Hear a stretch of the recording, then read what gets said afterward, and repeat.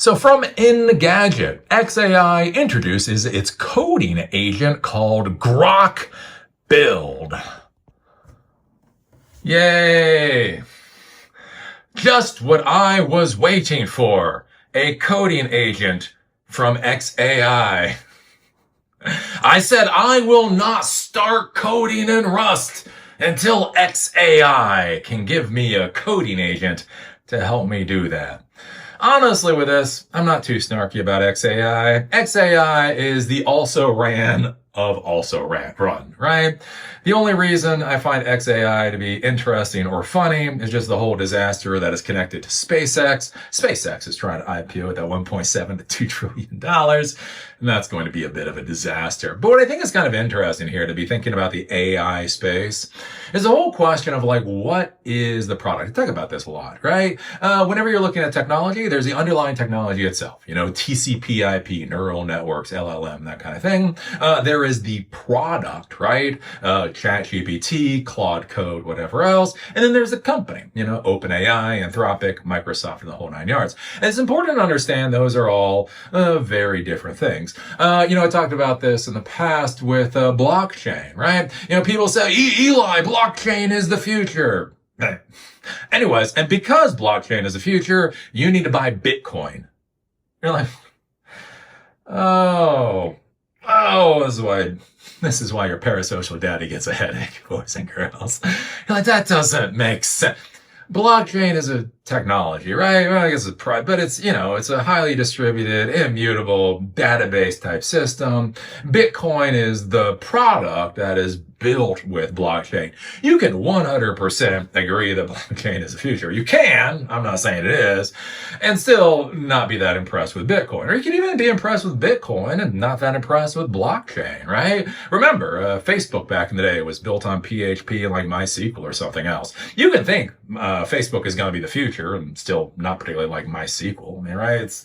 There's separated things. But what I think is interesting with AI is these companies out there, whether it's Anthropic, whether it's OpenAI, whether it's xAI, are kind of selling this concept of AI, right? You're going to buy AI. But people don't buy AI. People buy product. They don't even buy product. They buy products. They buy solutions. I need a solution to this problem I have. I need an inventory. I need a way to track inventory. I need a way to collect money from customers when they want to give me money. I need a way to figure out how to schedule employees so they show up and can actually do work and all that kind of stuff, right? That's the solutions that people are looking for. And it's interesting to see with the AI companies how different AI companies are basically focused on different products. And it seems like some of the AI companies are kind of being left in the dust. So we talk about this with Anthropic, right? Everybody I know seems to like Claude Code. Claude Code seems to be great. Maybe one day Codex is better. Maybe one day Codex is worse. But everybody seems to like Claude Code. So one of the things to be thinking about with Anthropic is Anthropic really selling AI? Or is it selling you a solution that allows you to write code more easily? You think about this with Google, right? They have their Gemini Pro, right? Gemini is being dumped into the Google search engine. So every time you ask a question, Gemini is answering the question most of the time. And so think about that. Are you really trying to access AI, or are you just simply trying to access an answer to the question that you have? And then when you start thinking about things that way with these AI companies, you start to see the products that people associate in their minds with these different companies. And you can start to see things like brand loyalty. Like back in the day, again, I went through DECA, Distributive Education Clubs of America, when I was high school. So one of the things we learned about, way back in the 80s and 90s is the whole idea of hook people young. So that's not necessarily cigarettes or alcohol. It's also things like toothpaste. Right? You get a kid to start using Colgate when they're 5, and they're going to be using Colgate when they're 50. Why? Because toothpaste, the price of toothpaste is all about the same. So when you go in and you see 10 different types of toothpaste that all basically have the same price, what are you going to do? You're going to buy Colgate, right? You associate Colgate being a kid, right? Brand loyalty and all that kind of stuff. But I think it's kind of interesting, especially with like ChatGPT or even xAI, is this whole question of Like, what is the product that they're selling? What is the solution that they're selling? What is that brand loyalty that people are going to go after, right? When I think about Grok, all I think about is nudifying young women. Not because I want to think about nudifying young women. Anyway, no, so every once in a while I go onto Twitter just to see different things. I basically have a throwaway account on Twitter. I don't really use Twitter. I just have to go there every once in a while because other people still use Twitter. Oh my God. So I click on home. So I don't follow anybody because it's just a garbage account. It's literally a garbage account so I can search other people and that kind of thing. I hit home. You don't know how much of the list on home is some rather attractive 20-year-old with a line diagram, and then the instructions underneath have this woman doing this. Anyways, that's what I think of Grok. When I think Grok, when I think Gemini, I think answer to problem. When I think Claude, I think writing code. When I think Grok, I think line drawings of positions of women. And I think that's going to be an issue for these companies going into the future, is that they really haven't, solidified what product they're selling and really solidified that in people's minds. Like, why do you buy ChatGPT? Why do you buy ChatGPT? If you're gonna put $20 down a month, why would you spend it on ChatGPT? Again, if you think about something like Grok, 10 or 20 bucks a month for their thing, why would you spend that? Right? It's kind of interesting, like when you start thinking about this from brand and all that. So what's interesting here with this is it seems like xAI is going after building a coding agent. So this makes sense from a business standpoint, because coding agents seem to make a hell of a lot of money, they make a lot of revenue. And it's obvious what they do, right? There's a lot of stuff done in the AI world where there's a real question what the value proposition is. Writing code, everybody gets the point. And so it seems like Grok is getting in here, but I wonder if they can make enough room. Is there enough oxygen within the space for xAI to go anywhere with Grok, right? xAI has launched a coding agent of its own to serve as a competitor to its rivals' products, such as Anthropic's Claude Code.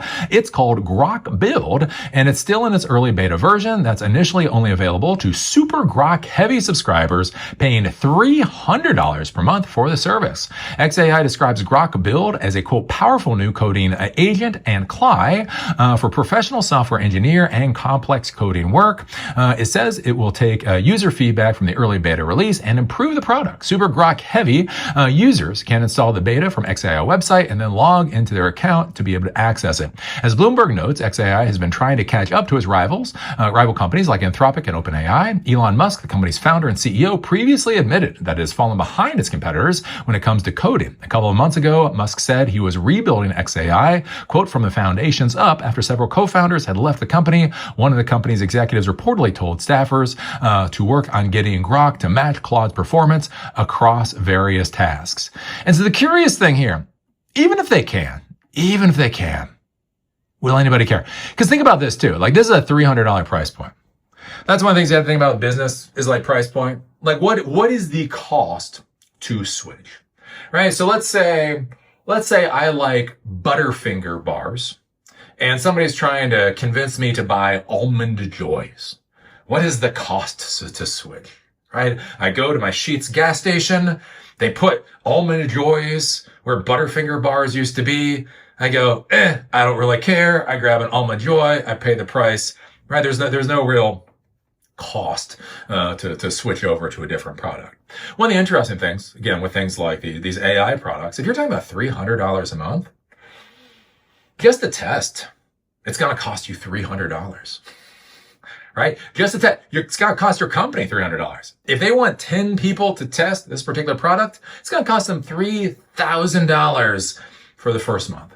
And then on top of that, if you're doing coding, right? One of the big problems you have is that all of these different coding agents and platforms do things slightly differently and that type of deal. So there's going to be a cost to transition. There's going to be a cost to migrate and simply to play with this new platform.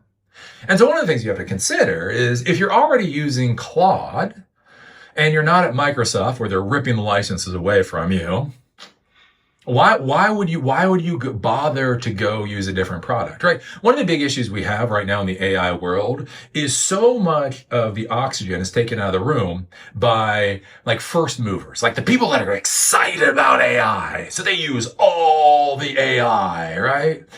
But here's a problem. Using all the AI, you got to create the accounts. You got to figure out how to use it. You got to set things up. You got to play with it. You got to use test scenarios to see which one actually performs better than another. That's a lot of time. That's a lot of energy that most people don't want to deal with, right? They want to write code. Hey, I'm already building this project. If I can do something that's going to increase the speed of being able to create the project or decrease my frustration, again, where does the comma go in this 1,000 lines of code, right? That's what I want to use. But it doesn't necessarily mean you want to switch from Claude to Codex to this, to that, the other. We talked about this in a previous video. But right now, again, Microsoft provided licenses, lots and lots and lots of licenses to Anthropic, to Claude Code for Microsoft developers to use. Microsoft developers and other Microsoft employees have been using Claude apparently for about 6 months now. They've gotten into the workflow. They've gotten the process. They understand how the product works. They're really happy with the results. And Microsoft is killing all the licenses. Because apparently GitHub Copilot, does the job.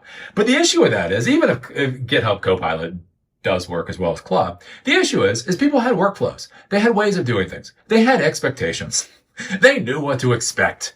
And now, all of a sudden, for the next month or two, as their licenses get revoked, they're going to have to use this new piece of crap software. And even if the piece of crap software is actually a good piece of crap software, they're still going to call it a piece of crap software because they're going to have to relearn it. And I think that's an interesting thing to be thinking about, like with xAI, and you look at Grok coming out, Grok Build. What about Grok Build fundamentally sounds like it's going to bring you more value than Claude Code? Right? The thing is, like when you had OpenAI and you had Anthropic a little while ago, right? OpenAI was focused on kind of like, doing everything in the AI world. And Anthropic was like, hey, we found a niche where we can actually bring some revenue in. So we're going to hyper focus on this. Right. So that was the thing, right? If all you want is basically to code, basically, you go with Anthropic. If you want this overall AI, whatever, you go with OpenAI, right? That was product differential, right? Anthropic seems to have won that one, but all right. But when you think about this, like with xAI, what about Grok? I'm not saying AI. I'm not saying neural networks. I'm not saying models. What about Grok is fundamentally more interesting than the other AI products out there? Other than giving it pictures of young women with line diagrams about how you want them posed. Other than that, what is the differentiator for Grok? And so I think this is going to be an interesting thing going forward, like with xAI, is that whole question of what is xAI bringing to the table? If you look at Google with Gemini, Google is integrating Gemini into everything. Even if you don't want to use Gemini, if you want to use Google, which a lot of people do, you're going to end up using Gemini, right? That makes sense, right? Anthropic, Claude Code, they've got that niche, nailed down. If you look at a Microsoft, again, good or bad with it, right? The whole thing, they have the cloud infrastructure and everything else. They really want to integrate artificial intelligence into kind of like that enterprise corporate world, right? That's their, again, you look at xAI, what is their brand differential? Why would you even bother getting a Grok account? And I think that's one of the weird things with all of this. I haven't seen that anywhere. So anyways, there you go. Grok Build. Are you going to pay $300 a month for Grok Build? Here's a question for you. If you could get Grok Build for free, would you bother to use it? I think that's one of the interesting things in the technology world. Like you get that sometimes with like trial accounts, or especially me being media. Like I'll get licenses for things. I will get free licenses for things. And I still won't use it because I just got crap to do. Your parasocial daddy is busy. I've got crap to do. I don't have any more energy to mess with another product. I kind of feel like that's where xAI is heading to this whole AI arms race. Anyways, what are your thoughts down below? If you do like these episodes and you want them on Spotify or on Apple Podcasts, there is a link down in the doobly-doo. Also, if you want to follow me on LinkedIn, there's a link down there. And with that, see y'all later.